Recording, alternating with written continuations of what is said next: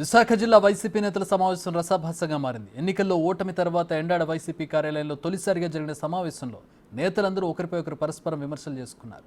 పార్టీకి 40% ఓట్లు పడినా ఓడిపోవడానికి కారణం నేతల తీరేనని నిందలేస్తూ కేకలు వేయడంతో సమీక్ష సమావేశంలో గందరగోళం చెలరేగింది.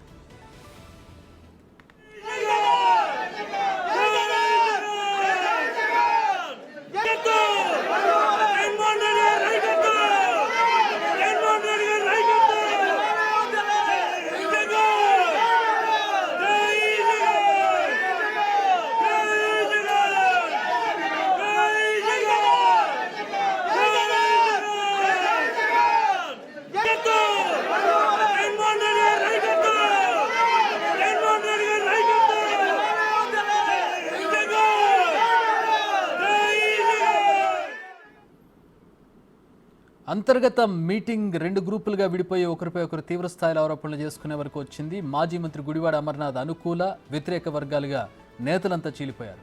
విశాఖ జిల్లా పార్టీ పగ్గాలు గుడివాడ అమర్నాథ్కి అప్పగించాలని డిమాండ్ చేస్తూ నినాదాలు చేశారు కొందరు. ఈ సమావేశానికి మాజీ మంత్రి గుడివాడ అమర్నాథ్ ఎమ్మెల్సీ వరదు కళ్యాణి హాజరు కాగా మాజీ మంత్రి అవంతి శ్రీనివాస్, మాజీ ఎంపీ ఎంవివి సత్యనారాయణ డుమ్మగొట్టారు.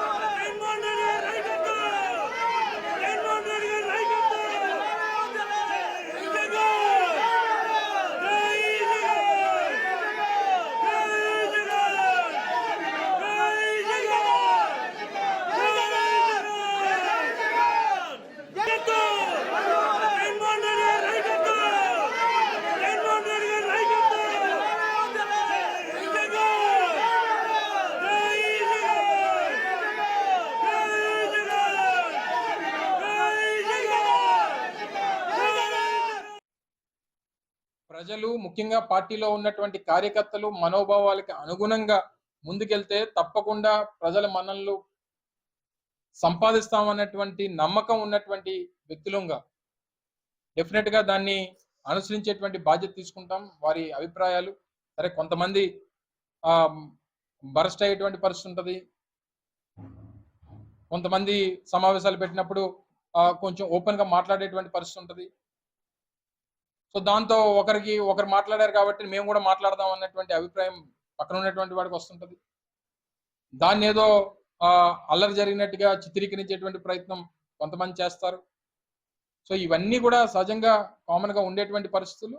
సో ఏది ఏమైనప్పటికీ పార్టీ నాయకులు కార్యకర్తలు అందరి తాలూకా మనోభావాల్ని మా నాయకుడు జగన్మోహన్ రెడ్డి గారి దృష్టికి తీసుకొని వెళ్ళి మళ్ళీ ప్రజలకి చెప్పినటువంటి ప్రతి విషయాన్ని, ఎన్నికల ముందు చెప్పినటువంటి ప్రతి అంశాన్ని, 2019 ముందు చెప్పినటువంటి ప్రతి అంశాన్ని అమలు చేసేటువంటి దానికి పూర్తి స్థాయిలో 199. మా ప్రతినిధి రాజు జాయిన్ అవుతూ ఉన్నారు. దీనికి సంబంధించి మరిన్ని వివరాలు అడిగి తెలుసుకున్నాం. రాజు, ఏంటి వైసీపీలో కార్యకర్తలు రెండు వర్గాలుగా విడిపోయారా, లేకపోతే నేతలు కూడా విడిపోయినటువంటి పరిస్థితి ఏమన్నా ఉందా? ఏంటి అసలు ఈరోజు రసాభాస కారణం ఏంటి? నేతలు ఏం చెప్తున్నారు దీని మీద? అంటే విశాఖ జిల్లాకి సంబంధించి ఈ రోజు అంతర్గత సమావేశం అయితే నిర్వహించడం అయితే జరిగింది. ముఖ్యంగా 7 నియోజకవర్గాలకు సంబంధించి అభ్యర్థులు అంటే మా ఎన్నికల్లో పోటీ చేసిన వైసీపీ నుంచి బరిలో ఉన్నటువంటి అభ్యర్థులతో పాటుగా పార్టీకి కీలకమైనటువంటి నాయకులు, కార్యకర్తలు, అదేవిధంగా స్థానిక సంస్థలకు సంబంధించినటువంటి నాయకులు మొత్తం అందరూ కూడా హాజరు కావాలని ఆ పార్టీ నుంచి ఈ అంతర్గత సమావేశానికి అయితే పిలిపివ్వడం అయితే జరిగింది. కానీ కేవలం అక్కడికి కొంతమంది పార్టీ ఎమ్మెల్యే అభ్యర్థులుగా పోటీ చేసినటువంటి వాళ్ళతో పాటుగా మాజీ మంత్రి గుడివాడ అమర్నాథ్, అదేవిధంగా ప్రస్తుతం ఎమ్మెల్సీ వరదు కళ్యాణి, అదేవిధంగా వాసుపల్లి గణేష్ వీళ్ళు మాత్రమే హాజరైనటువంటి పరిస్థితి అయితే ఉంది. అవంతి శ్రీనివాస్, మాజీ మంత్రి అవంతి శ్రీనివాస్ గాని, మాజీ ఎంపీ ఎంవివి సత్యనారాయణ కానీ వీళ్ళు ఈ సమావేశానికి రాకుండా డొమ్మ కొట్టినటువంటి పరిస్థితి కనిపిస్తుంది. ముఖ్యంగా అంతర్గత సమావేశంలో పార్టీ ఓటమి గల కారణాలను అయితే విశ్లేషించినటువంటి పరిస్థితి అయితే ఉంది. 40% ఓట్లు వచ్చినా కూడా ఓడిపోవడానికి ప్రధానమైనటువంటి కారణం నాయకులు, అప్పుడు ఎమ్మెల్యేలు గాను మంత్రులుగా ఉన్నటువంటి వాళ్ళ వ్యవహార శైలే ఇక్కడ కీలకంగా మారింది. వాళ్ళు వ్యవహరించిన తీరు వల్లే ఓటమి చెందాం అనేది బాహాటంగా బహిరంగంగా వీళ్ళందరూ కూడా విమర్శించినటువంటి పరిస్థితి ఉంది. దీంతో అంటే సరైన నాయకత్వం లేదు. జిల్లా నాయకత్వానికి సంబంధించి కూడా నాయకత్వాన్ని వహిస్తున్నటువంటి జిల్లా సారథి సరిగా లేకపోవడం వల్లే ఇదంతా ఉత్పన్నమైందనేది ఆ కార్యకర్తల్లోనూ ముఖ్యంగా నాయకుల మీద తిరగబడినటువంటి పరిస్థితి అయితే కనిపిస్తుంది. అయితే ఇక్కడ మరో కోణాన్ని చూడాలి. నాయకులు కూడా రెండుగా విడిపోయి అటు గుడివాడ అమర్నాథ్ వర్గంగాను వ్యతిరేక వర్గంగాను రెండు వర్గాలుగా చీలినటువంటి పరిస్థితి అయితే ఉంది. ఎందుకంటే ఎందుకంటే విశాఖ జిల్లాకు సంబంధించినటువంటి పార్టీ పగ్గాలను గుడివాడ అమర్నాథ్ కు అప్పగించాలనేది ఒక కొత్త వాదన అయితే వస్తుంది. ఈ విశాఖ జిల్లాకే సంబంధించి కాదు, ఉత్తరాంధ్ర కోఆర్డినేటర్ గా అంటే ప్రస్తుతం ఉత్తరాంధ్ర వైసీపీ కోఆర్డినేటర్ గా వైవి సుబ్బారెడ్డి అయితే కొనసాగుతున్నటువంటి పరిస్థితి ఉంది.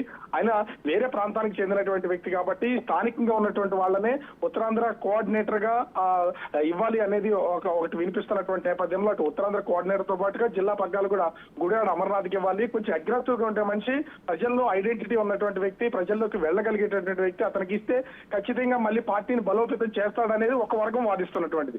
దాన్ని ఆ గుడివాడ అమర్నాథ్కి ఇవ్వడం వల్ల కొంతవరకు పార్టీ అంటే మంత్రిగా ఉన్నటువంటి సమయంలో పార్టీలో ఉన్నటువంటి నాయకులు కానీ కింది స్థాయి వర్గాలను ఎవరిని పట్టించుకోకపోవడం వల్లే ఈవేళ ఉత్తరాంధ్ర వ్యాప్తంగాను ముఖ్యంగా విశాఖ జిల్లాలో ఓటమి పాలయ్యమని మరొక వర్గం అయితే వాదించినటువంటి పరిస్థితి అయితే కనిపిస్తుంది.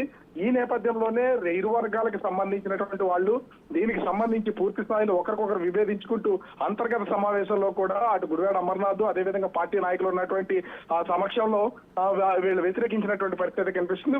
ఓవరాల్ గా చూస్తే ఎన్నికలకు ముందు ఎన్నికల తర్వాత వైసీపీలో ఉన్నటువంటి వర్గ విభేదాలు బయటపడినాయని చెప్పొచ్చు. ఇప్పటి వరకు పార్టీ పగ్గాలను నిర్వహిస్తున్నటువంటి వాళ్ళు కూడా అటు గుడివాడ అమర్నాథ్ కి సంబంధించినటువంటి వర్గాన్ని వ్యతిరేకిస్తున్నటువంటి పరిస్థితి కనిపిస్తుంది. మరి వేచి చూడాలి. సీఎం గా ఉన్నటువంటి ఆ సమయంలో జగన్మోహన్ రెడ్డి ఒక నిర్ణయం తీసుకుని రీజనల్ కోఆర్డినేటర్లుగా అటు ఉత్తరాంధ్రలో అటు వైవి సుబ్బారెడ్డితో పాటుగా అటు విజయనగరానికి ఒకరిని, అదేవిధంగా గాజువాక నుంచి మాజీ ఎమ్మెల్యేని నియమించినటువంటి పరిస్థితి ఉంది. వీటన్నింటినీ తప్పించి అవి ఇప్పుడు జగన్మోహన్ రెడ్డి పార్టీ అధ్యక్షుడి హోదాలో కేవలం గుడివాడ అమర్నాథ్ కి ఈ పార్టీ పగ్గాలు ఉత్తరాంధ్ర పార్టీ పగ్గాలు అప్పగించాలి, దాని ద్వారా పార్టీని ముందుకు తీసుకెళ్లాలనే వాదన కూడా ఉంది.